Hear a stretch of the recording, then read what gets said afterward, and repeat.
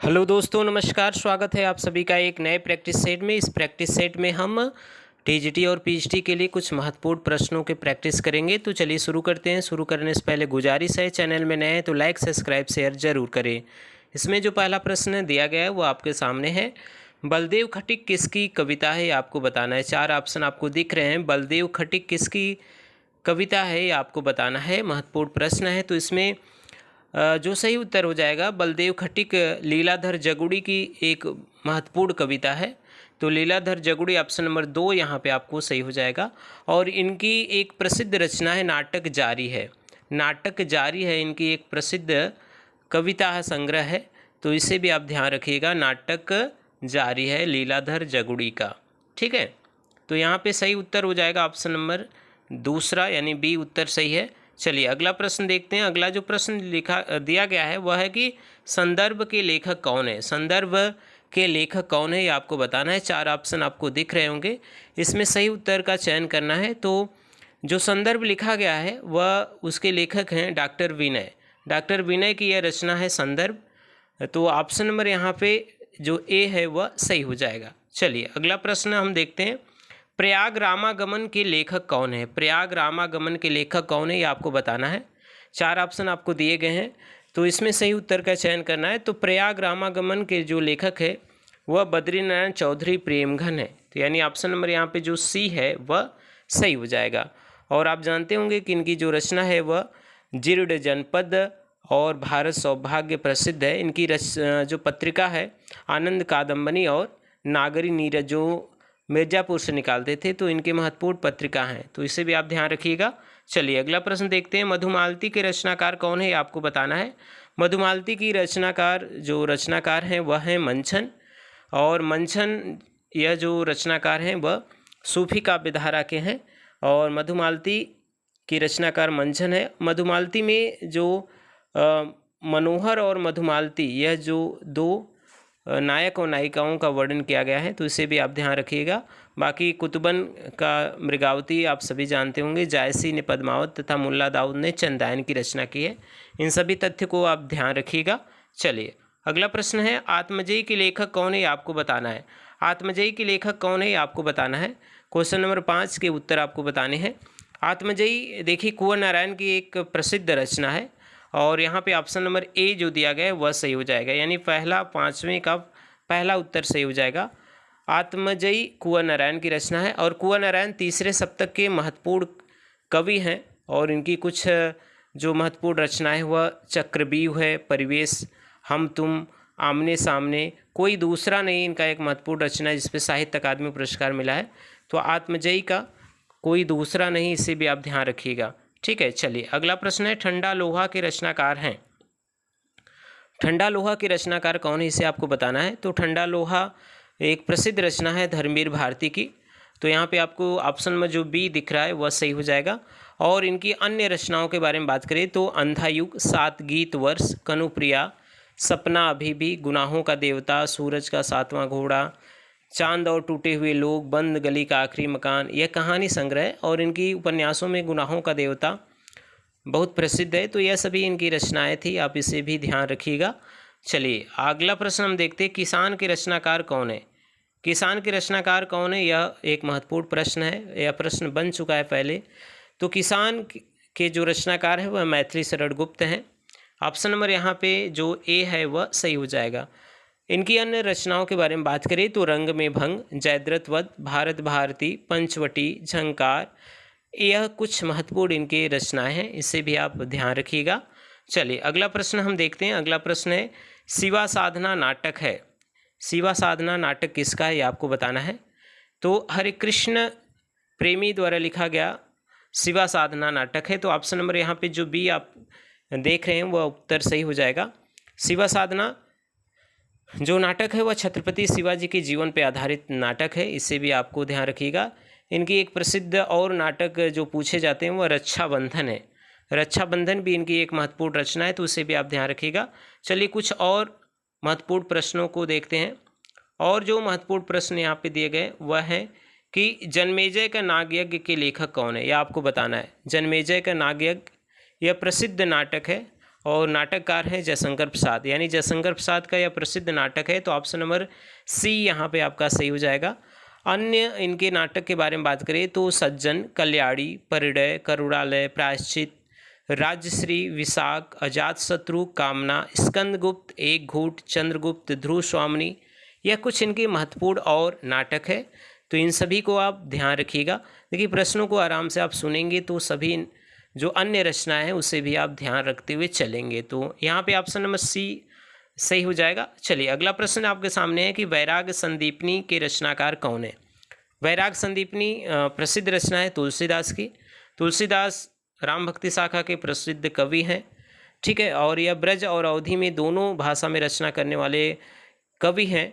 वैराग संदीपनी इनकी रचनाएं, इनकी अन्य रचनाएं भी बहुत प्रसिद्ध हैं, जिसमें रामलला नहछु, रामाज्ञा प्रश्नावली, जानकी मंगल, रामचरितमानस जो प्रसिद्ध रचना है, पार्वती मंगल, कवितावली, गीतावली, कृष्ण गीतावली, विनय पत्रिका, बरवे रामायण, दोहावली तथा हनुमान बाहुक है। इन सभी तथ्यों को भी आपको ध्यान में रखना है। चलिए अगला प्रश्न देखते हैं, अपराजिता के लेखक कौन है। अपराजिता के लेखक को आपको बताना है, यह किसकी रचना है। चार ऑप्शन आपको दिख रहे होंगे, तो इसमें रामेश्वर शुक्ल अंचल, जो अंचल जी हैं, इनकी रचना है अपराजिता, ठीक है। और ध्यान रखिएगा इनकी अन्य रचनाओं के बारे में बात करें तो मधुलिका, किरण बेला, लाल चूनर और वर्षांत के बादल, विराम चिन्ह, यह कुछ इनके महत्वपूर्ण रचना है, तो इससे भी आप ध्यान रखिएगा। चलिए अगला प्रश्न देखते हैं, सागर मुद्रा के लेखक कौन है, ये आपको बताना है। सागर मुद्रा के लेखक कौन है ये आपको बताना है। तो सागर मुद्रा प्रसिद्ध रचना एक है अज्ञेय जी का, तो अज्ञेय यहाँ पे ऑप्शन नंबर बी जो है वह सही हो जाएगा। इनके अन्य प्रमुख रचनाएं, अज्ञेय जी को आप जानते होंगे कि यह प्रयोगवाद के संपादक करता है। जितने भी तार सप्तक निकले हैं, 4 तार सप्तक, उन सभी के संपादन करता है अज्ञेय जी। और इनकी रचनाएं जो प्रसिद्ध हैं वह हरी घास पर छड़बर, भाव, जो अगला है बावरा अहेरी, इंद्रधनुष रौदे हुए, अरि वो करुणा प्रभा में, आंगन के पार द्वार कितनी नावों में कितनी बार, तो आंगन के पार द्वार पे ने साहित्य अकादमी, कितनी नावों में कितनी बार में ज्ञानपीठ, यह कुछ महत्वपूर्ण पुरस्कार हैं। असाध्य बीड़ा इनकी एक लंबी कविता है, इसे भी आप ध्यान रखिएगा। तो इन सभी तथ्यों को आप देखते हुए याद करते हुए चलिएगा। उदयभान चरित के लेखक कौन है, इसे आपको बताना है। तो उदयभान चरित यह प्रसिद्ध रचना है जिसके लेखक है मुंशी ईसा अल्लाह खान। और उदयभान चरित को आप जानते होंगे कि यह रानी केतकी की कहानी का ही रूपांतरण है, यानी उसका ही दूसरा नाम है।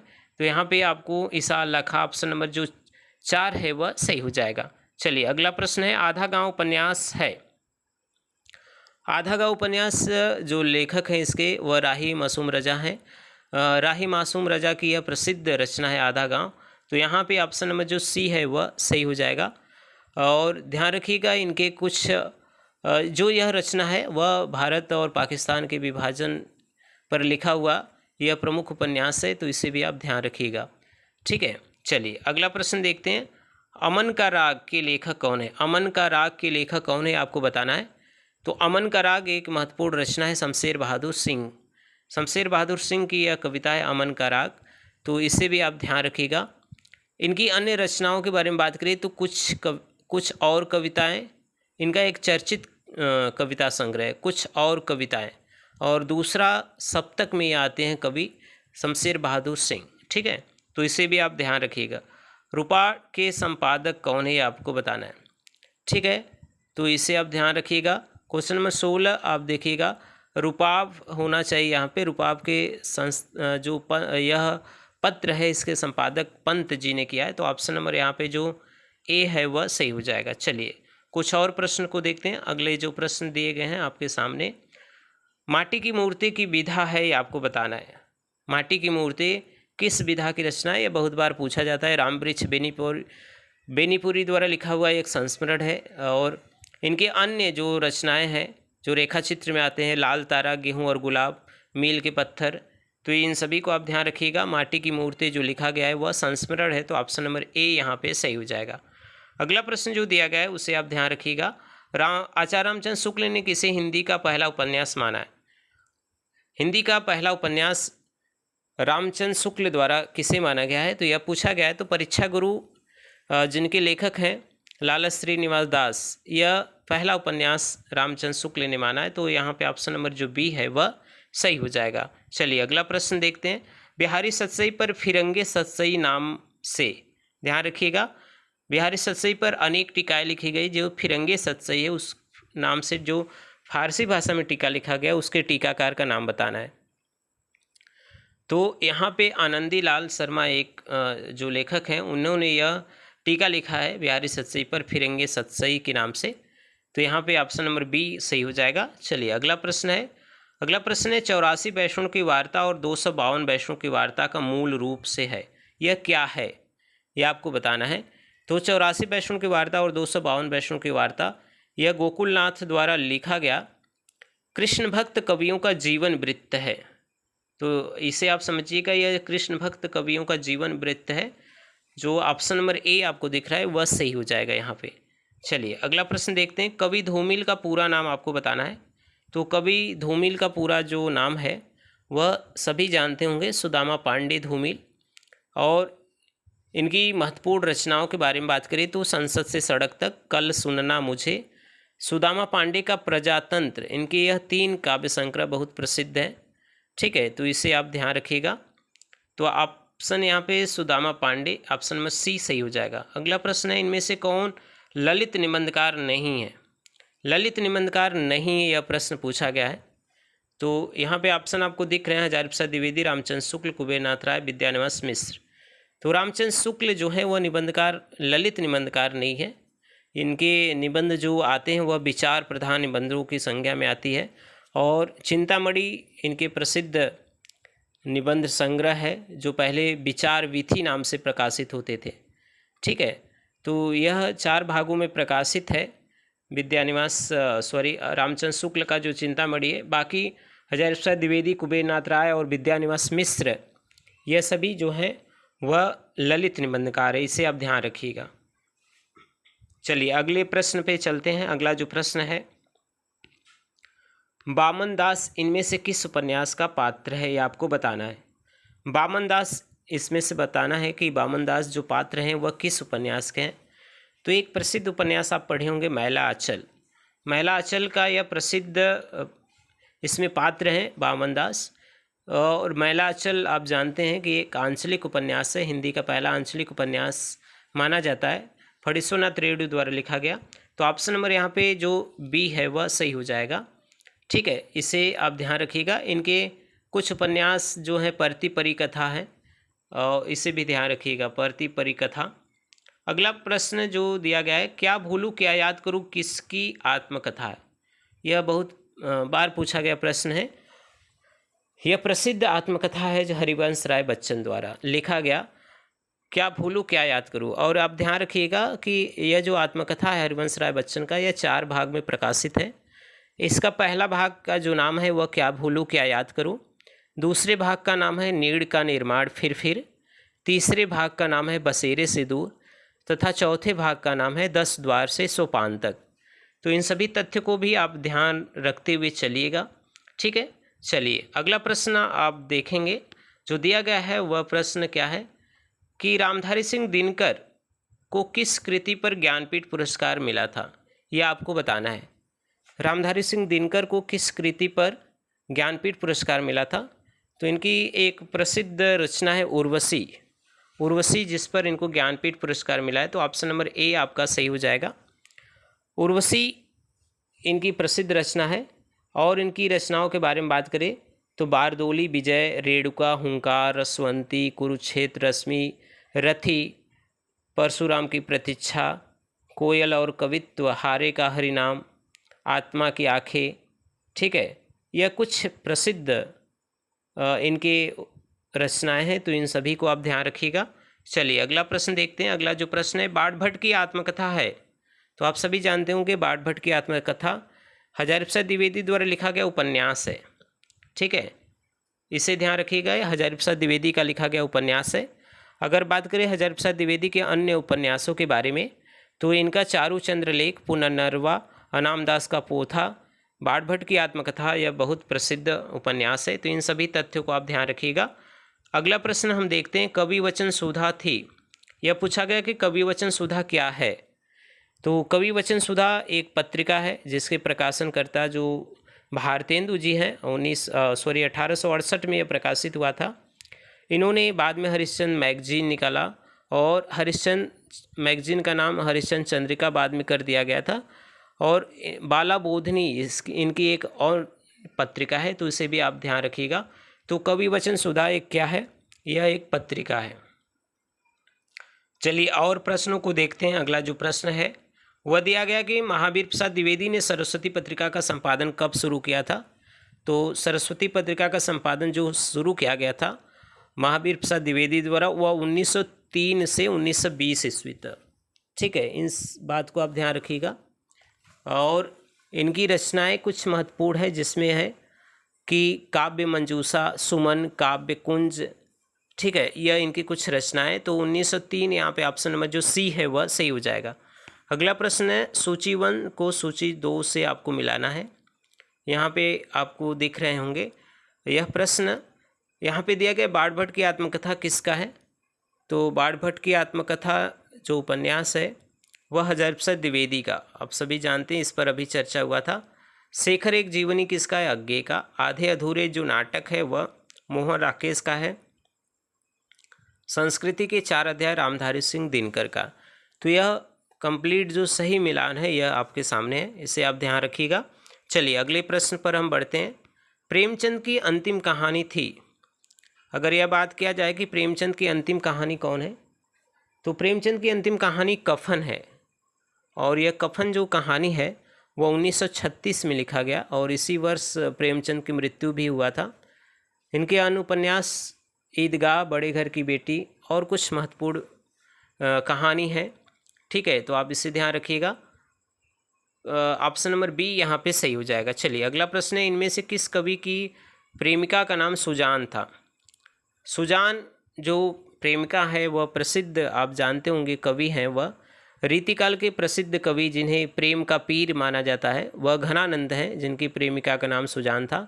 वह एक वेश्या थी। आप सभी जानते होंगे कि घनानंद की कविता में सुजान शब्द का जो प्रयोग होता है वह बार बार होता है। कहीं कहीं तो यह कृष्ण के लिए और कहीं कहीं उस सुजान वेश्या के लिए भी यह प्रयोग होता है। अगर इनकी रचनाओं के बारे में बात करें तो सुजान सागर, विरह लीला, कोकसार, रस केलीवल्ली और कृपा कांड, यह इनके कुछ प्रसिद्ध रचनाएं हैं। इन सभी तथ्यों को भी आप ध्यान रखिएगा। तो यहाँ पे सही उत्तर होगा ऑप्शन नंबर सी। चलिए अगला प्रश्न है, द्विवेदी युग का नामकरण किसके नाम पर हुआ था। तो द्विवेदी युग का नामकरण महावीर प्रसाद द्विवेदी के नाम पे हुआ था, आप सभी जानते हैं। तो ऑप्शन नंबर बी सही हो जाएगा।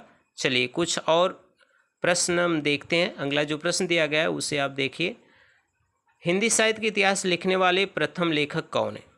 हिंदी साहित्य का इतिहास लिखने वाले प्रथम लेखक के बारे में बात किया जाए तो गारसा द तासी, यह जो है वह पहला प्रयास किया गया था। फ्रेंच विद्वान थे और फ्रेंच भाषा में ही गारसा द तासी ने यह शुरुआत किया था हिंदी साहित्य इतिहास लिखने का।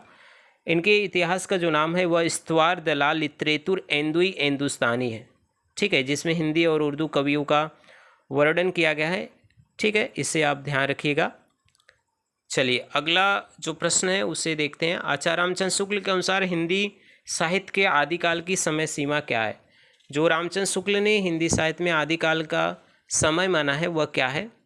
तो रामचंद्र शुक्ल ने आदिकाल का जो समय माना है वह संवत 1050 से 1375 विक्री संवत। तो 1050 से 1375 विक्री संवत जो ऑप्शन आपको दिख रहा है ऑप्शन नंबर 1, यह सही हो जाएगा।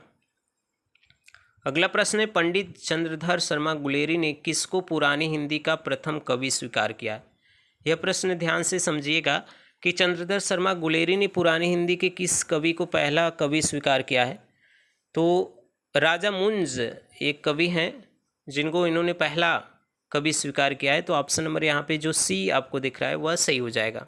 चलिए अगला प्रश्न है, नवीन रिपोर्ताज की परंपरा किस रचना से संबंध आरंभ होती है।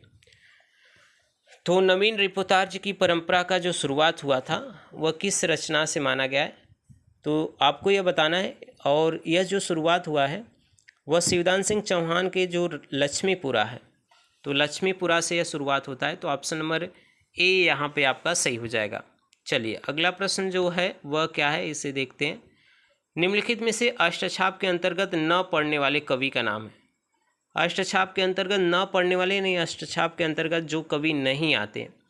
तो देखिए सुंदरदास जो हैं वह जो कवि हैं वह निर्गुण काव्यधारा के हैं और यह निर्गुण कवियों में सबसे पढ़े लिखे माने जाते हैं, शिक्षित माने जाते हैं। इनकी रचना के बारे में बात करें तो इनकी रचना है ज्ञान समुद्र और सुंदर विलास। ठीक है, सुंदर विलास इनकी रचना है। बाकी जो कवि दिख रहे हैं आप वह सभी अष्टछाप के अंतर्गत आने वाले कवि हैं। अष्टछाप की स्थापना आप समझते हैं 1500, यह जो किया गया था 1565 ईस्वी में, वह किया गया था वल्लभाचार्य द्वारा, विट्ठलनाथ द्वारा। जो वल्लभाचार्य और विट्ठलनाथ ने अपने शिष्यों के 8 कवियों को लेकर के उन्होंने यह स्थापना किया था। अष्टछाप के कवियों के बारे में बात करें तो कुम्भनदास, सूरदास, परमानंद दास, कृष्णदास, यह सभी जो वल्लभाचार्य के शिष्य हैं, और गोविंद स्वामी, नंददास, छीत स्वामी, चतुरपुर दास, जो सभी विट्ठलनाथ के शिष्य, इन सभी 8 कवियों को लेकर के अष्टछाप की स्थापना किया गया था। किसके द्वारा? गोस्वामी विट्ठलनाथ के द्वारा। तो इन सभी तथ्य को भी आप ध्यान रखिएगा। चलिए अगला प्रश्न हम देखते हैं। अगला जो प्रश्न है वह कि खड़ी बोली हिंदी का प्रथम महाकाव्य कौन सा है? यह प्रसिद्ध रचनाएं बार बार पूछा गया है। तो आप देख रहे हैं प्रिय प्रवास जो अयोध्या सिंह उपाध्याय हरिऔध द्वारा लिखा गया है, जिसमें राधा और कृष्ण के नायक नायिका माने गए हैं और उन्हीं का चित्रण है, वह प्रिय प्रवास ऑप्शन नंबर जो डी है वह सही हो जाएगा। ठीक है, चलिए अगला प्रश्न देखते हैं। अगला जो प्रश्न है, किस काव्य कृति पर अज्ञेय को ज्ञानपीठ पुरस्कार प्राप्त हुआ था? यह कौन सी काव्य कृति है जिस पर अज्ञेय को ज्ञानपीठ पुरस्कार प्राप्त हुआ था? तो इसकी चर्चा ऊपर मैंने किया था, कितनी नावों में कितनी बार। 1978 ईस्वी में अज्ञेय को ज्ञानपीठ पुरस्कार मिला था। अज्ञेय की रचनाओं की चर्चा मैंने किया था, फिर से आप सुन लीजिए। हरी घास पर छड़ भर, बावरा अहेरी, इंद्रधनुष रौदे हुए, अरि ओ करुणा प्रभा में, आंगन के पार द्वार, सागर मुद्रा, महावृक्ष के नीचे, क्योंकि मैं उसे जानता हूँ, नदी की बाग पर छाया, असाध्य वीणा, चिंता इत्यलम, यह सभी इनके प्रसिद्ध रचनाएं हैं। तो कितनी नावों में कितनी बार, यह आपको ऑप्शन नंबर बी जो है यह सही उत्तर हो जाएगा। चलिए अगला प्रश्न है, निम्नलिखित में से किस कवि ने सिर्फ अवधी भाषा में ही रचना किया है? केवल अवधी भाषा में बात करें तो कबीर की जो भाषा है वह पंचमेल खिचड़ी है। सूरदास की भाषा आप सभी जानते होंगे ब्रज है। तुलसी ने जो रचना किया है वह अवधी भाषा और ब्रज भाषा दोनों में किया है। जायसी एक रचनाकार ऐसे हैं जो केवल अवधी भाषा में रचना किए हैं। जायसी की बात करें तो इनकी रचनाओं में पद्मावत, अखरावट, आखिरी कलाम, चित्ररेखा, कहरनामा, मसलनामा, कन्हावत कुछ प्रसिद्ध रचनाएं इनके हैं। इन सभी तथ्य को भी आप ध्यान रखिएगा। चलिए अगला प्रश्न है। अगला जो प्रश्न हम देखेंगे उसमें कुछ और प्रश्न शामिल किए हैं, उसे आप ध्यान से देखिए। यहाँ पे आपको कुछ तथ्य दिए गए हैं, इसको आपको ध्यान से देखना है और उस पर विचार करना है कि कौन सा उत्तर सही हो सकता है। पहला ऑप्शन दिया है कि परख उपन्यास में विधवा नारी की मानसिक स्थिति का चित्रण है। इसमें जैनेन्द्र प्रेम व विवाह की दो भिन्न समांतर स्थितियों को स्वीकार करते हैं और झरोखे उपन्यास के लेखक जैनेन्द्र हैं। यह 2 ऑप्शन आपको दिए गए हैं, तो इसे आप देखिएगा। देखिए झरोखे उपन्यास के लेखक जैनेन्द्र तो नहीं है, यह भीष्म साहनी का उपन्यास है। तो यहाँ पे केवल जो पहला कथन है वह सही हो जाएगा, तो उत्तर केवल जो ए है वह सही हो जाएगा। ठीक है, इसे ध्यान रखिएगा। ऐसे प्रश्न भी बनते हैं आजकल, इन सभी तथ्य को भी आप ध्यान में रखते हुए चलिएगा। अगले प्रश्न की बात करें तो इसी तरह के और प्रश्न है कि निम्नलिखित कथनों पे आपको विचार करना है और बताना है कि कौन सा ऑप्शन सही हो सकता है। सबसे प्राचीन कहानी एक टोकरी भर मिट्टी है। रानी केतकी कहानी सन 1901 में प्रकाशित हुई थी। यह 2 ऑप्शन आपको दिए गए। तो देखिए रानी केतकी की कहानी का जो प्रकाशन है, यह जो प्रकाशन हुआ था इसको बताना है और इसमें न तो ऑप्शन 1 सही है न ऑप्शन नंबर 2। सबसे प्राचीन कहानी टोकरी भर मिट्टी नहीं है। ठीक है, तो ईसा अल्लाह खान द्वारा रचित जो 1803 में रचित वह कहानी है और माधव राम सप्रे की जो कहानी है एक टोकरी भर मिट्टी, वह 1901 में है। ठीक है, तो इस तरह से या ऑप्शन जो हो जाएगा न तो ए सही है न तो दो। चलिए अगला प्रश्न है, निम्नलिखित युग्मों पर विचार करिए। देखिए यहाँ पे जो कुछ कहानी दिए गए हैं, एक जमींदार का दृष्टांत यह दिया गया, यह किसका, इसके रचनाकार कौन है, लेखक कौन है, इसको आपको बताना है। तो एक जमींदार का दृष्टांत दिया गया है, राजा भोज का सपना दिया गया है, एक अद्भुत अपूर्व स्वप्न, यह 3 ऑप्शन आपको दिए गए हैं और उन पे उनके रचनाओं के बारे में बताना है। तो एक जमींदार का दृष्टांत, यह जो रचना है यह लिखा गया है, यह जो रचना है रेवरेंड जे न्यूटन की कहानी है। ठीक है। राजा भोज का सपना, राजा श्री प्रसाद सितारे हिंद आप सभी जानते हैं। एक अद्भुत अपूर्व स्वप्न, यह जो लिखा गया है वह भारतेंदु हरिश्चंद्र द्वारा। तो यह सही रूप है, आप इसे ध्यान रखिएगा। चलिए अगला प्रश्न है, इंदुमती कहानी के विषय में निम्नलिखित कथनों पर विचार कीजिए। अब देखिए इस तरह के कुछ प्रश्न आजकल बन रहे हैं, तो इसको आप ध्यान रखिएगा कि इसमें कौन कथन सही हो सकते हैं, कौन कथन नहीं सही हो सकते हैं।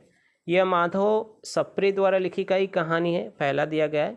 यह सन 1900 में लिखी गई है। शुक्ल जी का मानना है कि इंदुमती शेक्सपियर की प्रसिद्ध कहानी द टेम्पेस्ट से प्रभावित किसी बंगला रचना का अनुकरण पर लिखी गई। इसमें अब कौन सा कथन सही है? तो देखिए माधवराम सप्रे द्वारा जो लिखा गया यह तो कहानी नहीं है, तो पहला ऑप्शन तो गलत है। दूसरा हम बात करें तो किशोरीलाल गोस्वामी का जो यह कहानी है वह 1900 में सरस्वती पत्रिका में प्रकाशित हुआ था, तो यह सही है। और शुक्ल जी ने भी यह कहा था कि यह जो प्रसिद्ध कहानी है शेक्सपियर की द टेम्पेस्ट है उससे प्रभावित रचना है। तो यहाँ पे आपको सही उत्तर जो हो जाएगा, यहाँ पे जो सही उत्तर है, यहाँ पे प्रश्न पढ़िएगा, निम्नलिखित कथनों पर विचार करना है। तो यहाँ पे आपको जो सी उत्तर है वह सही हो जाएगा। कौन कथन सत्य है? तो केवल सी कथन सत्य है। ठीक है। चलिए अगला प्रश्न देखते हैं, अगले जो कुछ और प्रश्न दिए गए हैं। यहाँ पे 45 नंबर आप देखिएगा, कुछ प्रिंट थोड़ा क्लियर नहीं आ रहा है, तो इस प्रश्न को ध्यान से देखिएगा। निम्नलिखित युग्मों पर विचार करिए। कहानी और लेखक के नाम दिए गए हैं। 11 वर्ष का समय जो है वह आप सभी जानते हैं रामचंद्र शुक्ल का है। दुलाई वाली बंग महिला का है। उसने कहा था चंद्रशेखर शर्मा गुलेरी का है। तो यह सही रूप है। तो 1 2 3 यानी पहले का जो हो जाएगा वह सही रूप आप ध्यान रखिएगा, ऑप्शन आप सही कर सकते हैं। तो चलिए इसी प्रश्न पर हम रोकते हैं क्योंकि थोड़ा प्रिंट क्लियर नहीं आया आगे के प्रश्नों पे। तो मिलते हैं इसी तरह के कुछ प्रश्नों के साथ एक नए प्रैक्टिस सेट में। तब तक बने रहिए आप हमारे साथ। चैनल पे जो भी प्रैक्टिस सेट है आप उसे देखते रहिए। जो भी सुझाव है आप उसे कमेंट बॉक्स में लिखकर भेज सकते हैं। तब तक के लिए आप सभी का बहुत बहुत धन्यवाद। मिलते हैं एक नए वीडियो में।